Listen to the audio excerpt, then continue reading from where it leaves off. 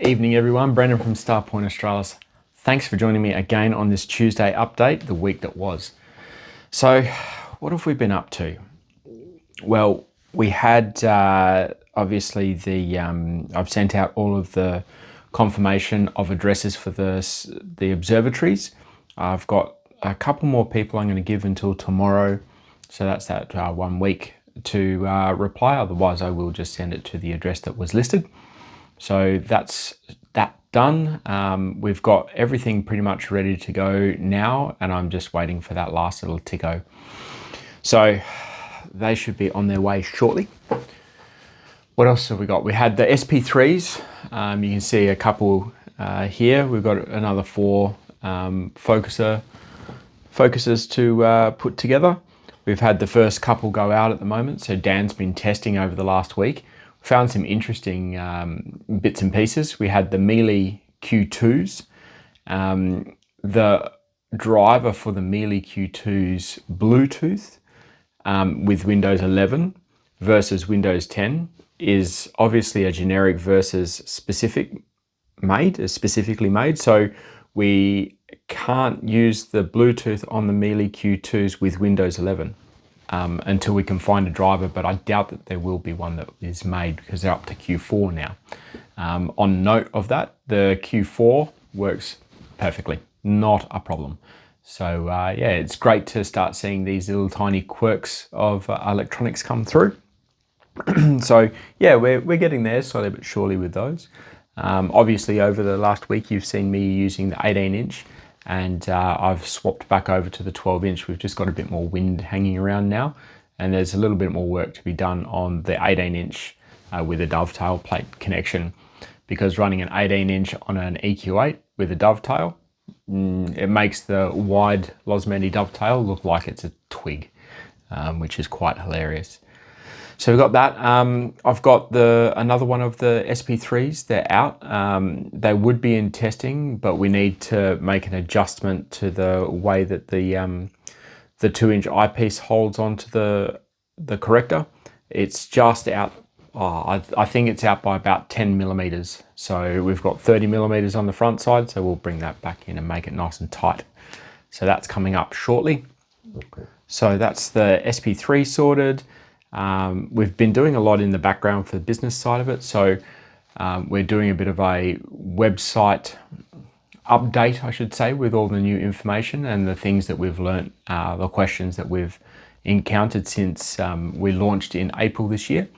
So Dan and I think I spoke about it last week. Dan and I headed out out to our Pankey Observatory site this weekend.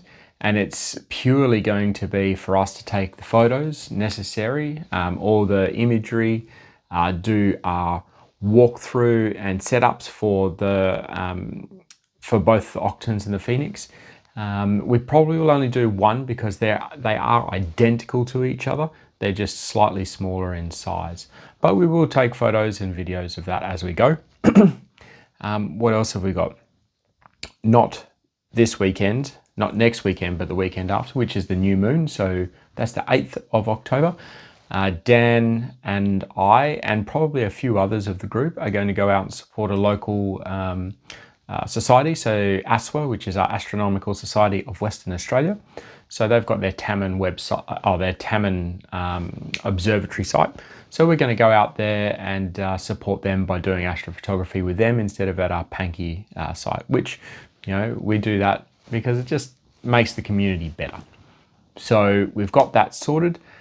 What else have we got? A little way away yet, but coming up in November, we've also got Astrofest, which is the Western Australia's version of a big star party, you could say. It's more outreach than a star party. So they have it at a local university, and we have all of the major science providers and communicators. So that's ICRA, you've got Curtin University, SciTech, and a few others that go to those. So we're going to be present at that event.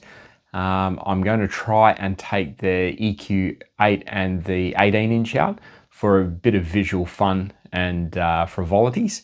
So that should be good to see and get that sorted. We're also going to be doing a little bit of an astrophotography like demonstration. So a lot of people, they see all these beautiful photos and they don't quite have the concept of the time taken to go from just a dirty little image that we see. And all of you that do astrophotography will know that you take this image and you go, oh, there's not too much there.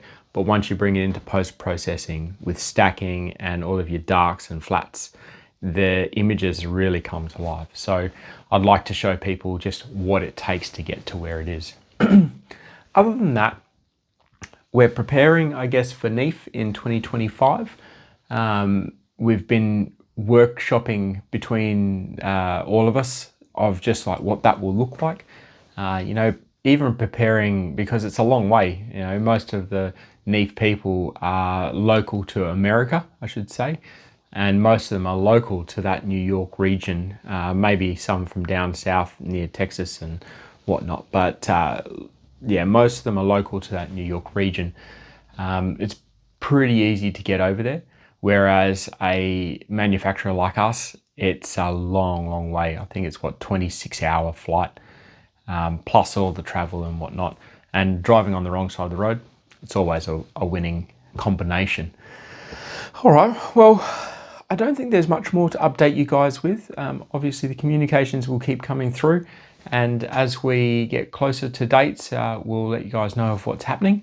But until next week, have a great one, and we'll talk to you soon. Bye.